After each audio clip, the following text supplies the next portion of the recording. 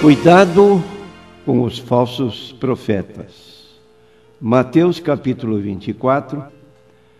Quando Jesus ia saindo do templo, aproximaram-se dele os seus discípulos para lhe mostrarem a estrutura do templo.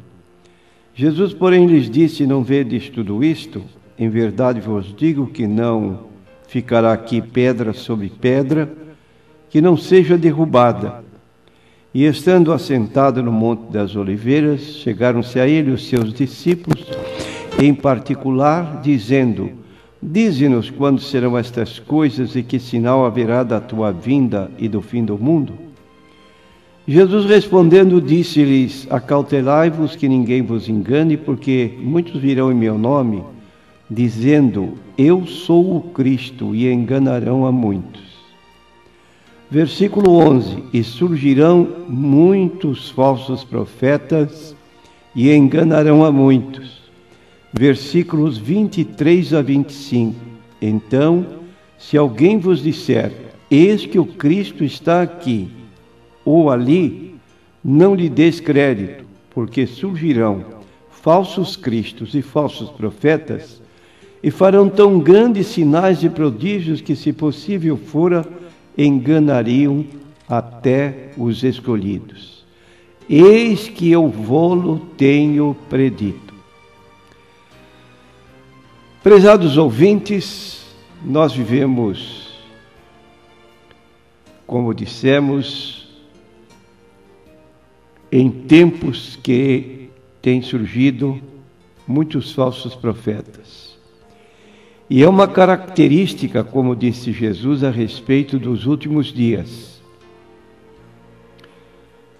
O apóstolo Pedro, na sua segunda carta, no capítulo 2, ele expõe esse problema com muita clareza, quando diz no capítulo 2, versículos 1 e 2, e também houve entre o povo falsos profetas, como entre vós haverá também falsos doutores que introduzirão encobertamente heresias de perdição e negarão o Senhor que os resgatou, trazendo sobre si mesmos repentina perdição.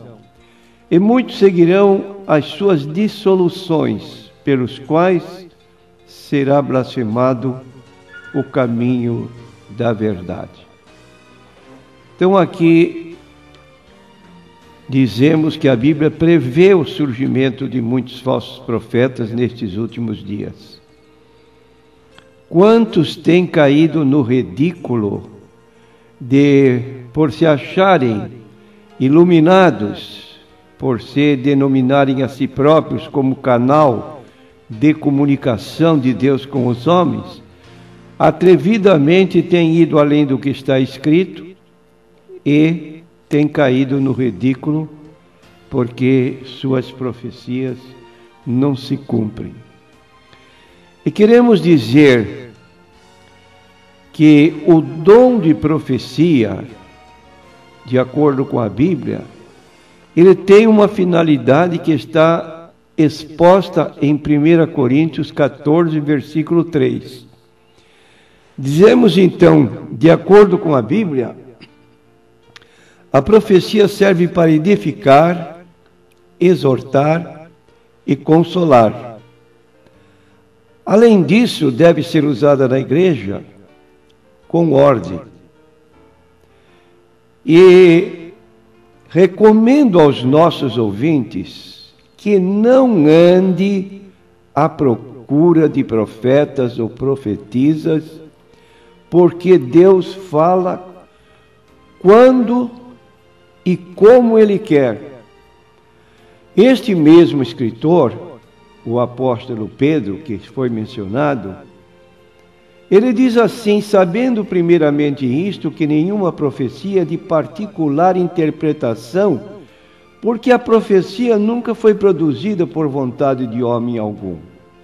Mas os homens santos de Deus falaram inspirados pelo Espírito Santo. E existem algumas igrejas que parece que todos os membros são profetas. Chegam para nós e dizem: eu profetizo isso, eu profetizo aquilo, como se ele tivesse recebido de Deus uma profecia, quando aqui está dizendo que a profecia não é dada pela vontade de homem algum.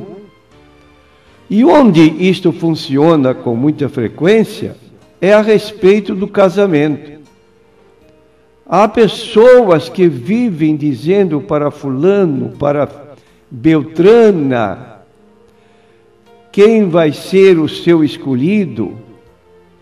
E eu quero dizer para você, minha irmã, meu irmão, você que pretende casar-se, não seja enganado. Busque a Deus, faça a sua escolha segundo a vontade de Deus.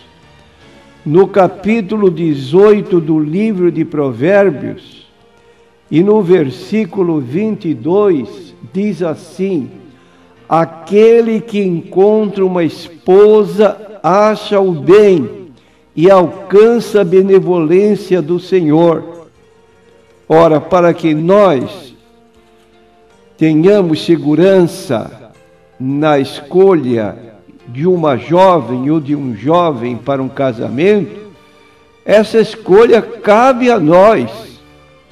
Não entregue a sua vontade à direção de uma mulher que se diz profetiza, e nem de um homem que também recebe pessoas em casa para determinar o futuro da pessoa, como se fosse um cartomante, um quiromante, pessoas envolvidas nesse campo do ocultismo.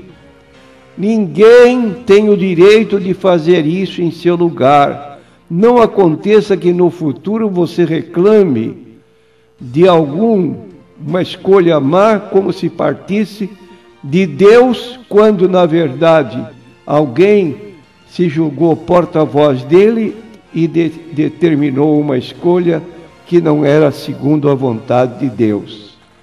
Agora, a grande pergunta que surge é: como eu posso julgar uma profecia? Ou é pecado julgar uma profecia? Em primeiro lugar, é importante salientar que não é pecado julgar as profecias, se os padrões de julgamento forem bíblicos. E eu quero dizer que a Bíblia é a profecia de Deus e jamais, então, deve ser posta em dúvida. Nós chegamos a ler num salmo que me parece difícil de interpretação, mas que diz o seguinte, Salmo 138, versículo 2: inclinar-me-ei para o teu santo templo e louvarei o teu nome pela tua benignidade e pela tua verdade, pois engrandeceste a tua palavra acima de todo o teu nome. Está dizendo aqui o salmista que a palavra de Deus está no lugar que não se pode igualar com ninguém. Qualquer pessoa que aparecer dizendo ser possuidor de dons, de todos os 9 dons do Espírito, cuidado, que a palavra de Deus é por ela que nós devemos ser julgados, e ela é que tem a primazia. E o que a palavra de Deus diz para nós, se nós queremos realmente conhecer a vontade de Deus? Diz o texto bíblico que se encontra em Deuteronômio 18, versículos 20 a 22. Porém, o profeta que tiver a presunção de falar alguma palavra em meu nome que eu lhe não tenha mandado falar, ou que falar em nome de outros deuses, esse profeta morrerá. E se disseres no teu coração, como conhecerei a palavra que o Senhor não falou? Quando o profeta falar em nome do Senhor e essa palavra não se cumprir, nem suceder assim, esta é a palavra que o Senhor não falou, com soberba falou o tal profeta. Não tenhas temor dele. Vamos a um exemplo tirado da própria Bíblia, que está no capítulo 28 do livro de Jeremias. Nesse capítulo aparecem dois profetas. Um se chamava Ananias, não tem nada a ver com Ananias do Novo Testamento. E o outro profeta chamava-se Jeremias. No capítulo 28, versículo 1 a 3, fala o profeta Ananias. Ele disse: assim fala o Senhor dos Exércitos, o Deus de Israel, dizendo: eu quebrei o jugo do rei da Babilônia. Depois de passados 2 anos completos, eu tornarei a trazer a este lugar todos os utensílios da casa do Senhor que deste lugar tomou Nabucodonosor, rei de Babilônia, levando-os à Babilônia. Aqui nós temos uma profecia com tempo certo de cumprimento. 2 anos inteiros, e todos os vasos sagrados levados por Nabucodonosor para a Babilônia, quando tomou a capital de Judá, Jerusalém, seriam trazidos de volta. Uma notícia alvissareira que trouxe regozijo para o povo.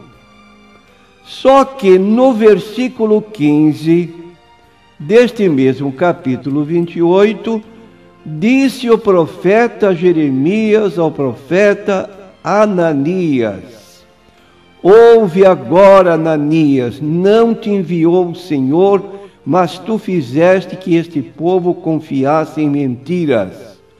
Portanto, assim diz o Senhor: eis que te lançarei de sobre a face da terra, este ano morrerás, porque falaste em rebeldia contra o Senhor. E morreu Ananias o profeta no mesmo ano, no 7º mês. Então, se eu perguntasse a você, prezado ouvinte, qual dos dois era o profeta verdadeiro? A resposta só poderia ser uma. Jeremias. Ele profetizou acerca de Ananias que ele iria morrer no 1º ano. E ele morreu no 7º mês do 1º ano, porque ele estava falando uma falsa profecia, animando o povo com aquilo que não era realmente a verdade de Deus.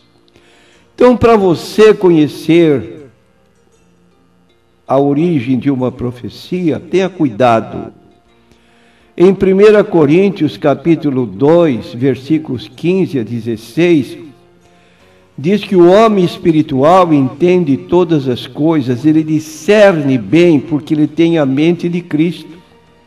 E nós precisamos ter uma consciência espiritual, temos que ter a mente de Cristo, e quando estamos verdadeiramente em sintonia com Ele, sabemos se determinada profecia provém dele ou não. É preciso, paralelamente, nós temos o dom de discernir os espíritos. Este é um dom que deve sempre estar presente nas igrejas. Devemos buscá-lo para poder identificar as falsas profecias. No capítulo 16 do livro de Atos dos Apóstolos, nós notamos que o apóstolo Paulo tinha esse dom e usou com uma sabedoria que só Deus pode realizar estas coisas. Diz o texto do capítulo 16, versículo 16 em diante, no livro de Atos dos Apóstolos: e aconteceu que, indo nós à oração, nos saiu ao encontro uma jovem que tinha espírito de adivinhação, a qual, adivinhando, dava grande lucro aos seus senhores.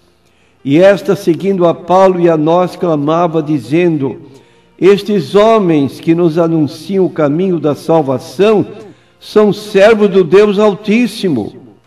E isto fez ela por muitos dias, mas Paulo, perturbado, voltou-se e disse ao Espírito: em nome de Jesus Cristo te mando que saias dela.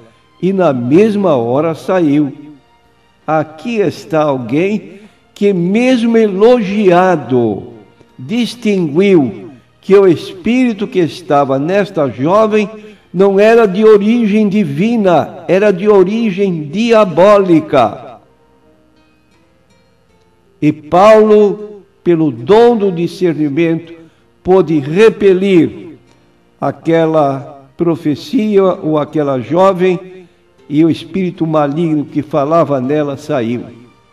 Nós precisamos, então, para fazer um bom juízo, conhecer a Bíblia, precisamos ter uma consciência espiritual, precisamos do dom de discernir os espíritos, precisamos de coerência. E você perguntará, o que é isso? A profecia autêntica é coerente. E o Espírito tem precisão. Quantas profecias vagas, por exemplo, você já foi em alguma reunião em que o que se diz profeta faz uma profecia mais ou menos assim: eu vou curar de 5 a 10 pessoas. Você acha que Deus está falando por meio dessa pessoa? Se Deus é onisciente e se essa pessoa se diz porta-voz como profeta da parte de Deus, como Deus não sabe quantos vão ser curados? Vão ser curados de 5 a 10 pessoas. Não se deixe ser enganado por pessoas que jogam no ar. Aqui tem uma pessoa.